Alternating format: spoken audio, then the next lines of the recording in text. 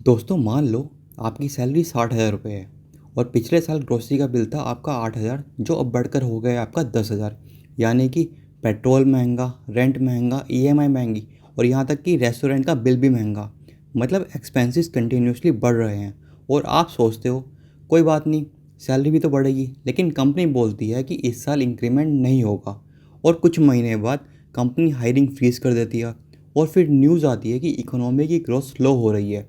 और प्रॉब्लम क्या आती है, प्राइस बढ़ रहे हैं, इनकम उतनी फास्ट बढ़ नहीं रही और कंपनीज की ग्रोथ स्लो कर रही हैं। जॉब का प्रेशर भी बढ़ रहा है, यानी महंगाई भी है और ग्रोथ भी नहीं है। इकोनॉमी में इस नाइटमेयर सिचुएशन को कहते हैं स्टैगफ्लेशन, जहाँ पे महंगाई और ग्रोथ दोनों ही स्लो हो जाती हैं। और जॉब का क्या, तो बेसिकली जो और इंटरेस्टिंग बात यह है कि इन्फ्लेशन को कंट्रोल करने के लिए जो मेडिसिन आरबीआई यूज़ करता है ना, वो इकोनॉमी की ग्रोथ को और भी स्लो कर सकती है। मतलब डॉक्टर के पास दो पेशेंट्स हैं, इन्फ्लेशन और ग्रोथ, और एक को ठीक करने जाओ तो दूसरा नाराज़ हो जाता है। तो आज के इस वीडियो में हम समझेंगे कि स्टैगफ्लेशन क्या होता है, ये नॉर्मल इन्फ्लेशन से डिफरेंट कैसे है, ये इकोनॉमिकली इतना डेंजरस क्यों है, आरबीआई के पास क्या ऑप्शन बचता है इसको बचाने के लिए, और इन्वेस्टर्स के लिए स्टैगफ्लेशन में क्या देखना चाहिए। तो चलिए समझते हैं इकोनॉमी का सबसे अनकंफर्टेबल सिचुएशन, स्टैगफ्लेशन।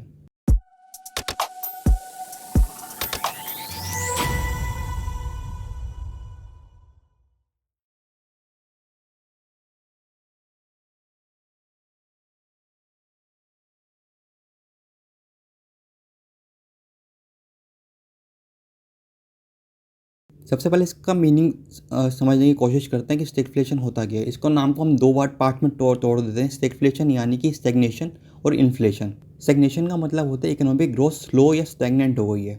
वहीं इन्फ्लेशन का मतलब होता है कि जो प्राइस कंटिन्यूसली बढ़ रहे हैं। तो स्टैगफ्लेशन बेसिकली तीन तीन चीज़ों के साथ मिलकर बनता है। वो तीन चीज़ें हैं, हाई इन्फ्लेशन यानी कि जिसमें प्राइस बढ़ रहे हैं, फिर आता है वीक इकोनॉमिक ग्रोथ जिसमें प्रोडक्शन और इकोनॉमी एक्टिविटी स्लो हो रही हैं। वहीं थर्ड आता है वीक एम्प्लॉयमेंट कंडीशन, यानी कि कंपनी हायरिंग स्लो कर सकती है, अनएम्प्लॉयमेंट प्रेशर बढ़ सकता है। और ये कॉम्बिनेशन डेंजरस है क्योंकि नॉर्मली अगर इकोनॉमी स्लो है तो आरबीआई इंटरेस्ट रेट कम कर सकता है, लोन चीप कर सकता है, स्पेंडिंग बढ़ाओ, इकोनॉमी को पुश करो। लेकिन अगर उसी टाइम इन्फ्लेशन ऑलरेडी हाई है तो रेट कम करने से ना इन्फ्लेशन को आग का काम, फ्यूल का काम कर सकता है। और अगर रेट्स बढ़ा दिए तो ग्रोथ और स्लो हो सकती है। यही होता है स्टैगफ्लेशन, जो असली ट्रैप होता है। इंटरेस्ट बढ़ाओगे तो भी मरोगे और इंटरेस्ट नहीं बढ़ाओगे तो भी मरोगे। चलो हम नॉर्मल बात करते हैं कि भाई नॉर्मल इन्फ्लेशन और स्टैगफ्लेशन में डिफरेंस क्या है। एक सिंपल कंपैरिजन कि स्टैगफ्लेशन क्या होता है, यहाँ पे आपकी इकोनॉमी ग्रो कर रही होती है, जॉब्स क्रिएट हो रही होती है और इनकम बढ़ रही होती है। इनकम के साथ साथ डिमांड भी बढ़ रही होता है तो थोड़ा इन्फ्लेशन भी होता है इसमें। तो ये रिलेटिवली हेल्थी सिचुएशन है जहाँ पे हर चीज़ बेसिकली ग्रो कर रही है थोड़ी थोड़ी। वहीं सेकंड सिचुएशन आती है रिसेशन। यहाँ पे आपकी ग्रोथ जो है नेगेटिव हो जाती है और यहाँ पे डिमांड भी स्लो हो जाती है। मतलब प्राइस जनरली वीक हो सकते हैं, तो इस केस में आरबीआई इंटरेस्ट रेट कट कर सकता है। नेक्स्ट सिचुएशन आती है स्टैगफ्लेशन की। यहाँ गेम उल्टा है, यहाँ पे ग्रोथ स्लो है, बिल्कुल स्लो, लेकिन जो प्राइजेज हैं वो काफ़ी तेज़ी से बढ़ रहे हैं। और आपकी सैलरी ग्रोथ वो भी स्लो है, लेकिन ग्रोसरी के जो बिल्स हैं वो काफ़ी तेज़ी से बढ़ रहे हैं। कंपनी की सेल्स स्लो, लेकिन रॉ मटेरियल की कॉस्ट हाई। कंज्यूमर्स परेशान है, बिजनेस परेशान है और गवर्नमेंट तो उससे भी ज़्यादा परेशान है। और आरबीआई तो सबसे ज़्यादा परेशान है। अब आता है कि स्टैगफ्लेशन होता कैसे है, सबसे इंपॉर्टेंट क्वेश्चन। इसके ना बहुत सारे रीजंस हो सकते हैं, लेकिन जो मेजर रीज़न है ना वो है सप्लाई शॉक। मान लेते हैं कि भाई इंडिया को जो क्रूड ऑयल है वो बाहर से इंपोर्ट करना पड़ता है, जो इंडिया करती भी है। सडनली जो क्या होता है कि जो ग्लोबल ऑयल प्राइसेस हैं वो बढ़ जाते हैं, और आप न्यूज़ में देख भी रहे हो कि बात काफ़ी फ्लक्चुएट कर रहे हैं। अगर ये प्राइस बढ़ जाता है तो क्या होगा, फ्यूल की कॉस्ट महंगी होगी। फ्यूल की कॉस्ट महंगी होने से ट्रांसपोर्टेशन कॉस्ट महंगी हो जाएगी। इन दोनों कॉस्ट की वजह से आपका प्रोडक्शन कॉस्ट बढ़ जाएगा। प्रोडक्शन कॉस्ट बढ़ेगी तो आपका जो फूड का प्राइस है वो भी बढ़ जाएगा। फूड प्राइस के साथ साथ लॉजिस्टिक्स सब बढ़ जाएगा। तो ऑलमोस्ट हर चीज़ एक्सपेंसिव हो जाएगी। लेकिन प्रॉब्लम यहाँ ख़त्म नहीं होती। कंपनीज़ की कॉस्ट बढ़ गई, लेकिन कंज्यूमर भी अनलिमिटेड प्राइस अफोर्ड नहीं कर सकता। तो कंपनीज़ की ग्रोथ क्या होती है, वो स्लो हो जाती है। जहाँ कंज्यूमर 10 रुपये की डिमांड करता था वो कंज्यूमर 8 रुपये की डिमांड करना शुरू करेगा। मार्जिन प्रेशर आ सकते हैं, इन्वेस्टमेंट स्लो हो सकती है और हायरिंग स्लो हो सकती है, और इकोनॉमिक ग्रोथ भी वीक हो सकती है। रिजल्ट ये होता है कि इन्फ्लेशन और स्लो ग्रोथ मिलकर क्या बना देते हैं, वो बना देते हैं स्टैगफ्लेशन। अब रियल वर्ल्ड एग्जांपल लेते हैं, जब 1970s में यूएस में क्या हुआ था। तो बेसिकली 1970s में यूएस स्टेट में ऑयल के प्राइस में मैसिव शॉक आया था कि एनर्जी एक्सपेंसिव हो गई थी वहाँ पे, उसकी वजह से प्रोडक्शन कॉस्ट बढ़े, प्राइसेस बढ़ने लगे, लेकिन इकोनॉमिक ग्रोथ वीक पड़ गई। यानी इकोनॉमी के साथ साथ दो प्रॉब्लम फेस करनी पड़ी, high inflation plus week growth, और पॉलिसी मेकर के लिए सिचुएशन एक्सट्रीमली डिफिकल्ट हो गई। तो ये एपिसोड इकोनॉमिक टेक्स्ट बुक्स में आज भी बहुत इंपॉर्टेंट है, आपको पढ़ाया जाता है इकोनॉमिक्स की बुक्स में, क्योंकि इसने एक ओल्ड एजम्पशन को चैलेंज किया कि इन्फ्लेशन और अनएम्प्लॉयमेंट हमेशा अपोजिट डायरेक्शन में मूव करेंगे। लेकिन स्टैगफ्लेशन ने क्या कहा, दोनों प्रॉब्लम एक साथ भी आ सकती हैं, जो इसने 1970s में करके दिखा दिया। अब आम आदमी के ऊपर सबसे बड़ा इम्पैक्ट क्या पड़ता है इसका? देखो, स्टैगफ्लेशन में क्या होता है कि आपकी जो सैलरी की ग्रोथ है वो स्लो हो जाती है, बोनस अनसर्टेन हो जाते हैं, जॉब सिक्योरिटी वीक हो जाती है, ग्रोसरी बिल्स बढ़ जाते हैं, पेट्रोल बिल महंगे हो जाते हैं और ईएमआई एक्सपेंसिव हो जाती हैं, और साथ ही साथ आपका इन्वेस्टमेंट पोर्टफोलियो भी प्रेशर में आ जाता है, क्योंकि आप अपने ज़रूरी के खर्चे करने के लिए आप अपने इन्वेस्टमेंट से पैसे निकालना शुरू कर देते हो इस केस में। मतलब इकोनॉमिक इनकम साइड से प्रॉब्लम और एक्सपेंस साइड से प्रॉब्लम और इन्वेस्टमेंट साइड से भी प्रॉब्लम। मतलब एक तरफ कंपनी बोल रही है कि कॉस्ट बहुत बढ़ गई है, और दूसरी तरफ एम्प्लॉय बोल रहा है सर सैलरी बढ़ाओ, इतने सैलरी में गुजारा नहीं हो रहा, और कंज्यूमर बोल रहा है भाई प्राइस कम करो, इस प्राइस पे हम कुछ खरीद नहीं पा रहे। लेकिन इकोनॉमी में सबको साइमल्टेनियसली सेटिस्फाई करना बहुत डिफिकल्ट है, इसलिए स्टैगफ्लेशन आम आदमी के लिए पर्टिकुलरली बहुत ज़्यादा पेनफुल होता है। आम आदमी के लिए नहीं बल्कि गवर्नमेंट के लिए बहुत पेनफुल होता है। अब इस केस में आरबीआई क्या करेगा? देखो, आरबीआई के पास ना नॉर्मली कुछ ऑप्शंस हैं। मान लेते हैं कि आरबीआई ने रेट्स बढ़ाए, रेट्स बढ़ाएंगे तो क्या होगा, आपके लोन एक्सपेंसिव हो जाएंगे, इन्वेस्टमेंट स्लो हो जाएगी और कंजम्पशन स्लो हो जाएगा, जिसकी वजह से ग्रोथ और वीक हो सकती है।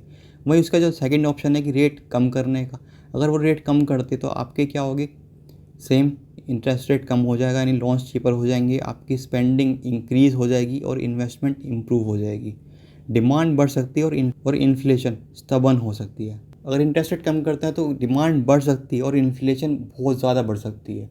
मतलब ये है कि अगर रेट बढ़ाओगे तो ग्रोथ का पेन है, लेकिन अगर रेट घटाएंगे तो इन्फ्लेशन का पेन है। तो आरबीआई यहाँ एक डायलामा में होता है कि भाई वो करे क्या वो। तो बेसिकली इस टाइम पे जो मॉनेटरी पॉलिसीज़ हैं उसको बनाने के लिए नाइटमेयर सिचुएशन आ सकती है। अब इसका स्टॉक मार्केट पे क्या इम्पैक्ट पड़ता है, अगर इन्वेस्टर एंगल भी समझ लेते हैं कि भाई एज एन इन्वेस्टर हमारे लिए क्या इम्पैक्ट पड़ सकता है। देखो, पहली चीज़ है रिवेन्यू ग्रोथ स्लो।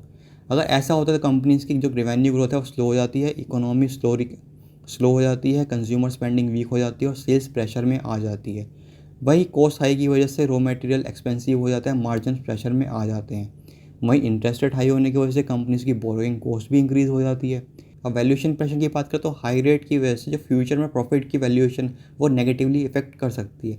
तो इन्वेस्टर को सिर्फ ना ये नहीं देखना चाहिए कि कंपनी का रिवेन्यू ग्रो कर रहा है या नहीं, उनको ये भी देखना चाहिए कि भाई रिवेन्यू ग्रोथ कितनी है, मार्जिन क्या हो रहा है, इनपुट कॉस्ट क्या है, डेप्ट कितना है और प्राइसिंग पावर है या नहीं।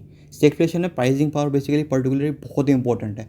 अगर कंपनी के पास प्राइसिंग पावर है तो वो कंपनी अच्छा परफॉर्म कर सकती है इस सिचुएशन में भी, लेकिन अगर उसके पास प्राइसिंग पावर नहीं है उसको मार्जिन स्क्वीज करने पड़ सकते हैं। तो बेसिकली स्टैगफ्लेशन में प्राइसिंग पावर पर्टिकुलरली इंपॉर्टेंट हो सकती है। अगर कंपनी अपने कॉस्ट कंज्यूमर को पास कर सकती है तो कंपनी सर्वाइवल तो कंपनी कंपैरेटिवली बेटर सर्वाइवल कर सकती है। लेकिन इसका अपोजिट होगा तो कंपनी के मार्जिन स्क्वीज हो जाएंगे और वो प्रेशर में आ सकती है और हो सकता है कि वो नेगेटिव भी चली जाए कुछ टाइम के लिए। अब इन्वेस्टर को क्या करना चाहिए, अब इन्वेस्टर को देखना क्या चाहिए? तो वो स्टैग इन्फ्लेशन समझ में आ गया कि नॉर्मली क्या है। तो सबसे पहली बात है कि भाई पैनिक मत करो, अपने पोर्टफोलियो को समझो कि आपने क्या क्या ले रखा है। अब उन बिजनेसेस को देखो कि जिनकी बैलेंस शीट स्ट्रॉन्ग है, फिर चेक करो कि उन्होंने कुछ कंपनी ने कहीं एक्सेसिव डेप्ट तो नहीं ले रखा, जो उनका कैश फ्लो वो स्ट्रॉन्ग है या नहीं, क्या उस कंपनी के पास प्राइसिंग पावर है, और क्या कंपनी जो प्रोडक्ट्स बेच रही है वो असेंशियल प्रोडक्ट्स या सर्विसेज हैं जो मेनली सब यूज़ करते हैं। और सबसे इम्पोर्टेंट बिजनेस की क्वालिटी, क्योंकि डिफिकल्ट इकोनॉमिक एनवायरनमेंट में भी ना वीक बिजनेस की वीकनेस जल्दी एक्सपोज हो जाती है और स्ट्रॉन्ग बिजनेस की स्ट्रेंथ वहीं से पता चलती है। तो नॉर्मली जो स्टैगफ्लेशन का फॉर्मूला है वो है कि इन्फ्लेशन इंक्रीज़ होती है, ग्रोथ डिक्लाइन होती है और एम्प्लॉयमेंट प्रेशर बढ़ जाता है, जिसकी वजह से स्टैगफ्लेशन आता है। इसको दूसरे एंगल से समझते हैं, नॉर्मल एक फैमिली आप आम आदमी की लैंग्वेज में, जब आपकी इनकम स्लो हो जाए, आपके खर्चे तेज़ी से बढ़ने लगे और जॉब अनसर्टेन हो जाए और साथ ही साथ इन्वेस्टमेंट भी जो आपकी अंडर प्रेशर में आ जाए, यानी जेब पे जब डबल अटैक्स होना शुरू हो जाए, वही है आपका स्टैगफ्लेशन।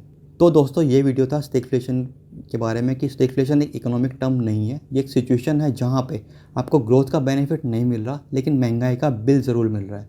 और इसलिए जब इकोनॉमी में का डेटा देखो ना, सिर्फ जीडीपी ग्रोथ इन्फ्लेशन मत देखो, दोनों को साथ में देखो, क्योंकि high growth plus manageable inflation is healthy combination, लेकिन weak growth plus high inflation जो है वो वार्निंग सिग्नल है। और अगर आपको इस वीडियो को पसंद आया तो लाइक करो, शेयर करो, सब्सक्राइब करो, क्योंकि यहाँ इकोनॉमिक्स को टेक्स्ट बुक की लैंग्वेज में नहीं, आपकी सैलरी, ईएमआई, ग्रोसरी बिल और इन्वेस्टमेंट के साथ कनेक्ट करके समझते हैं। और याद रखिए, महंगाई अकेली प्रॉब्लम नहीं है, स्लो ग्रोथ अकेली प्रॉब्लम है, लेकिन अगर दोनों साथ में आ जाएं तो असली गेम वहीं शुरू होता है। तो मिलते हैं आपसे अगली वीडियो में, तब तक के लिए धन्यवाद।